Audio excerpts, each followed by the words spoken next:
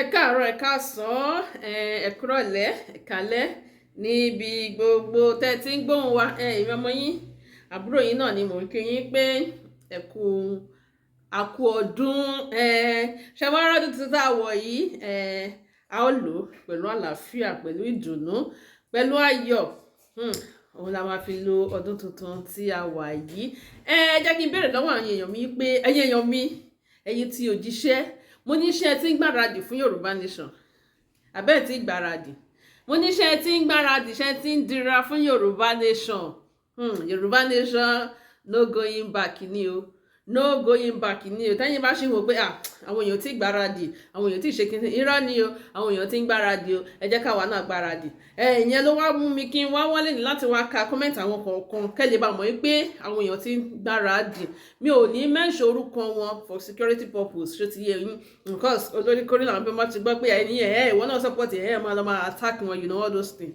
So mo wá ní kí n wá mú comment wọn wá fún wa, kí n kà fún wa kẹ́lẹ́ bá mọ̀ pé ẹ̀yin ọmọ Yorùbá ẹ máa gbáradì o. Yoruba Nation no going back ni o. A máa gbà o by fire by force. Mo ti máa ń sọ náà pé ẹni tó bá máa kú ló máa kú, ẹni tó bá máa kú ló máa kú. Yoruba Nation yẹn sẹ́ẹ̀ àní a máa gbà á. Àdúrà wa wá ní wípé kó ṣojú wa, nígbà tára wa sì ṣe péṣépéṣé báyìí, kó ṣojú wa, kó má ṣe ẹ̀yìn wa, kó ṣe ẹ̀yìn àwọn ọ̀tá wa. Bẹ́ẹ̀ ni. Now ẹni yìí ó ní my sister, ó ní may Almighty God bless you. Ó ní kí gbogbo wa ó panupọ̀, kí a gbàdúrà fún ilẹ̀ Yorùbá, kí a pín, kí Ọlọ́run kó gbà wá lọ́wọ́ àwọn ìkà ènìyàn orílẹ̀-èdè yìí. Àmín. Bẹ́ẹ̀ ni, kí Ọlọ́run kó gbà wá lọ́wọ́ àwọn ìkà ènìyàn, àwọn èèyàn mujẹmujẹ, àwọn èèyàn wa tán, àwọn èèyàn tán sọ wípé kò sí nǹkan tó kàn wọ́n, kò sí nǹkan táwọn fẹ́ ṣe sí ọ̀rọ̀ Nàìjíríà kó di president máa sọ now another one nìyẹn. So mo try àti wo àwọn míì ni o. Yé wọn ní ìgbà yẹn, ó ń bọ̀ wá yé wọn lọ́la, àní kò yé wọn. Ẹni yẹn tún ní láti repeat, àní kò yé wọn, ó ń bọ̀ wá yé wọn lọ́la. Wọ́n kó epo pamọ́, wọ́n kó gbogbo ẹ̀ka mọ́, wọ́n kó ráìsì pamọ́, a máa dìbò, a máa wọlé. Nǹkan tẹ́ni tra ti sọ fún wọn nìyẹn pé ṣé ti rójú ayé àbẹ́ ò tí ì rí. Okay o. Àwọn kan bú wa ń bì, ẹjẹ́ ìfìyẹn lẹ̀. Ó dìgbà tí ẹlòmíì ò tí ì mọ̀ nǹkan kan. Ṣé rí nǹkan tí mo kàn ń wò ni pé ṣé láwọn tó ń búyàn yẹn, tí má lọ wo nǹkan ẹlòmíì máa wò pé anyway ibi tó ṣe wà náà ó ṣì ń rówó jẹun. Lọ́wọ́ jẹ́ Naija lọ wà ní wàá ti mọ̀ wípé kàkí no be leather. Ẹni yìí ní kí Ọlọ́run má jẹ́ kán fìyà jẹ wá pa. Ebi ń pa ará ìlú. Gbogbo wọn láti rí fídíò kan tí ìgbà tí Tinubu wá sẹ́kọ̀ọ́. Ẹni bí gbogbo àwọn area boss yẹn wọ́n ti ya lù wọ́n. Ẹ̀rọ bóyá àkọ́kọ́ ṣẹlẹ̀ ni. Wọ́n ya bò wọ́n ti rò bóyá máa dáwó lẹ̀, wọ́n dáwó lẹ̀ mọ́. Àsìkò tó ń fẹ́ dáwó lẹ̀ tó ti fojú yín mọ́ra ó ti kọjá. Àsìkò ìgbé nìsín náà káwọn owó tó ń fún yín gbà yẹn káwọn náà máa gbà lọ́wọ́ yín. Àsìkò tí àwọn náà máa fún yín gbẹ, àsìkò yìí náà wà. Tí ó bá jẹ́ pé gbogbo wa wá lu energy tí a rí tó fi tèrò pọ̀ bìbà bí omi ńgbà tí Tinubu wá sẹ́kọ̀ọ́ ni. Ká wá lu energy yẹn ká fi gba Yoruba Nation. Báwo ni ìbá ṣe dùn tó? Mo ní báwo ni ìbá ṣe dùn tó? 2024 láti wọ̀ yìí o. Ẹja wo bó ṣe máa lọ. Ẹnìkan ní nípa ọ̀rọ̀ àwọn ọba Yorùbá. Nǹkan kan náà tí ó wù Tinubu ni ó lè fi wọ́n ṣe. Which is true. Àwọn ọba Yorùbá wọn lè sọ̀rọ̀ mọ́. Wọ́n ti jẹ́ dodo, ẹni wọn ò lè sòdodo. It is well. Ẹni wá ní Ọlọ́run ọba ló gba Sunday Igboho lọ́wọ́ wọn, bẹ́ẹ̀ ni. Ẹnìkan ní Yoruba Nation nìkan ní ọ̀nà àbáyọ no ìtẹ́lẹ̀ ṣe sí. Kò sí restructuring kankan lẹ́yìn kí Yoruba Nation ṣe kíni kó máa lọ. Mo ń try àti ka comment yìí fún wa kí ẹ lè mọ̀ pé àwọn èèyàn wa náà wọ́n ti mọ̀ wípé no Yoruba Nation gangan òun ni the last solution tí a lè fi lọ kúrò nílẹ̀ Nàìjíríà wọn. Ní ọ̀rọ̀ yìí àwọn fún àwọn tó kọ́kọ́ bú wa ní ọ̀nà yìí sọ̀rọ̀ ní lórí létà ló wá ní pé kí wọ́n bá àwọn kí á wá, let me say it like this, kí á wá àwọn àgbààgbà tó lè bá Tinubu sọ̀rọ̀ láti ní kó gba ilẹ̀ Yorùbá Nation fún wa. Ẹ bá mi comment síbẹ̀ pé ṣó possible. ṣé Tinubu rẹ́dí àti gba Yorùbá Nation fún wa wàláhì tí Tinubu bá rẹ́dí àti gba Yorùbá Nation fún wa lénìí màá túbọ̀ tàṣẹ́lẹ́nu mi yìí kónkóló tí mo fi bú Tinubu tó fi gba Yorùbá Nation fún wa tí mo fi bú tó bá gba Yorùbá Nation fún wa tí mo rí pé Tinubu ló gba Yorùbá Nation fún wa o ẹnu mi náà ni màá wá fi sọ pé Tinubu o gbogbo ọ̀rọ̀ tí mo sọ sí yín gbà yẹn o mo kó jẹ o ẹ ṣé o tẹ́ gba Yorùbá Nation fún wa o lẹ́sìn.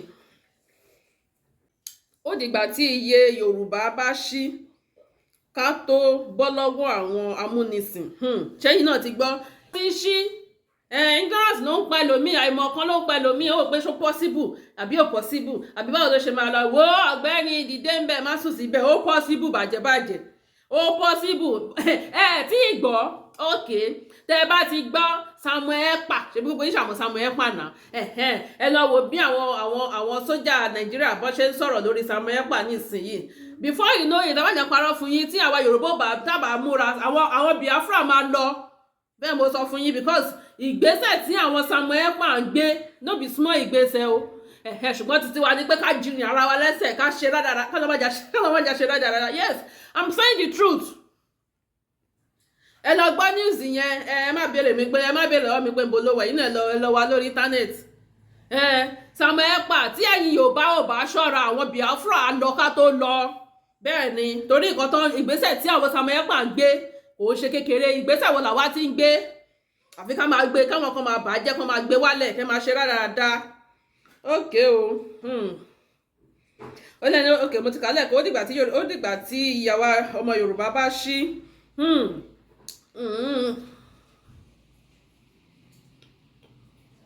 so mo ní láti ka àwọn kọ́mẹ̀ntì kankan fún wa kẹ́ lè mọ̀ pé àwọn èèyàn rẹ́dì láti ṣe kíni láti gba Yorùbá Nation ẹ̀yin tẹ́ ẹ̀ tí rẹ́dì lẹ́ẹ̀ tí rẹ́dì tẹ́ bá dẹ̀ tí rẹ́dì kẹ́ ẹ jókòó sílé yín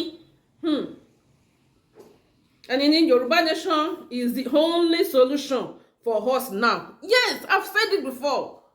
Yoruba Nation ní kò sí kankan tó lè ṣe Tinubu náà kàn fẹ́ kọ́ ṣáàrí Tinubu fẹ́ máàkẹ́ ni pé yes òun náà di president rí nígbà kan ọmọ máa pe àwọn ọmọ ẹ̀ ní ọmọ former president ṣé ti yé yín bẹ́ẹ̀ yẹn then ṣe mọ̀ tó máa ti kúrò president wọ́n sì máa gbowó títí so ara àwọn mark record tí Tinubu tó fẹ́ play nìyẹn so tí Tinubu bá ṣe nǹkan kan sí ilé ẹ̀ kìíní ẹ má jò dùn yín ipe kò sí solution wọ̀kọ̀ àfi tá a bá pín kí kálukú ṣe kíni kí kálukú dá ọmú yẹ́ gbé bó ṣe jẹ́ nìyẹn torí ọdún tuntun la tún wà January la wà yìí o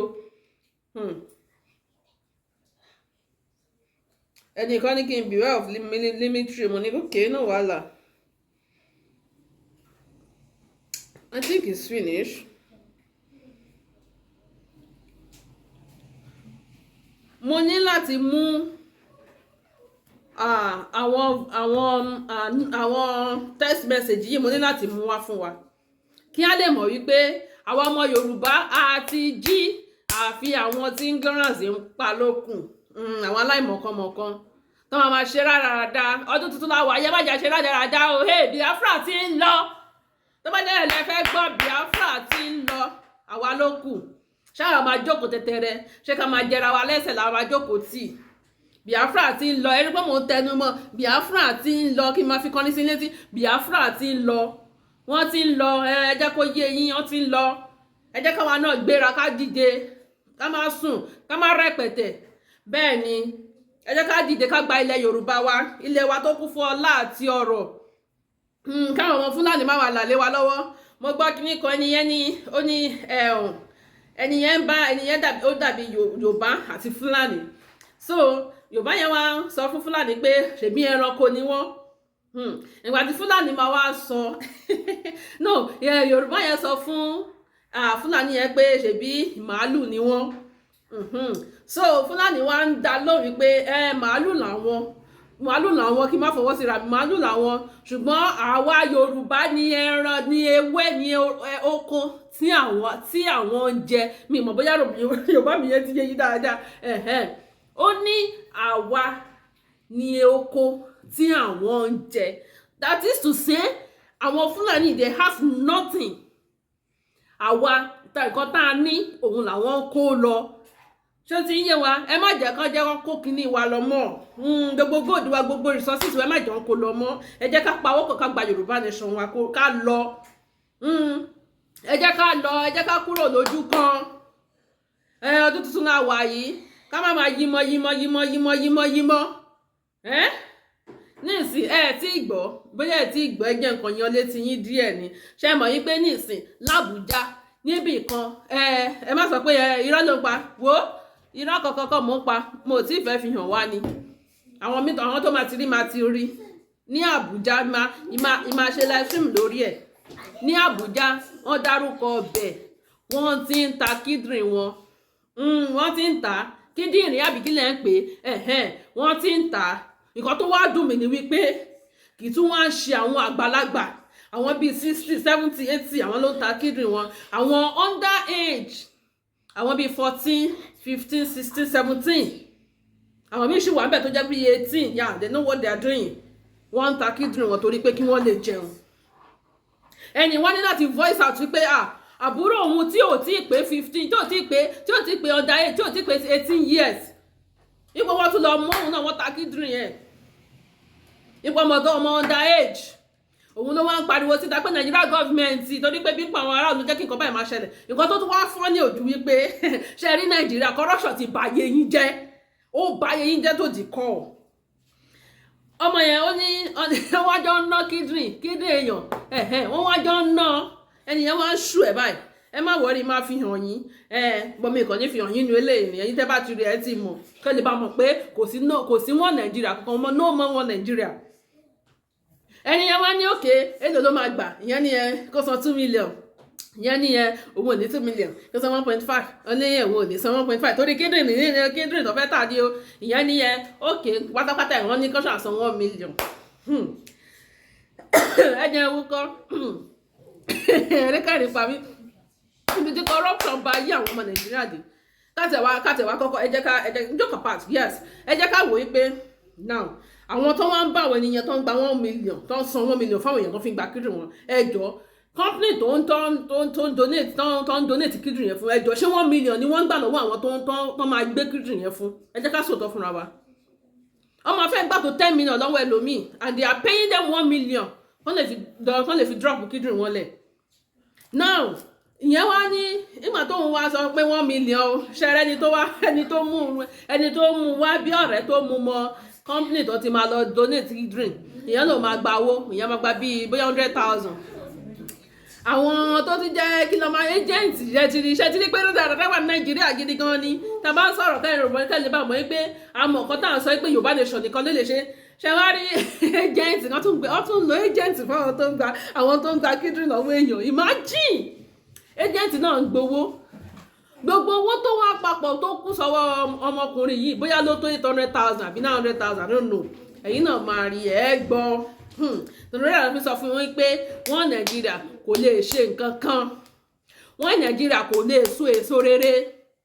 Now mo rò bóyá ẹ̀yin náà ti rí fídíò kan tí mo post bàbá pásítọ̀ yẹn bàbá Násírì yes respect ni bàbá yẹn bẹ́ẹ̀ ni bàbá ní pé ìjọba Tinubu 2024 ó máa lágbára.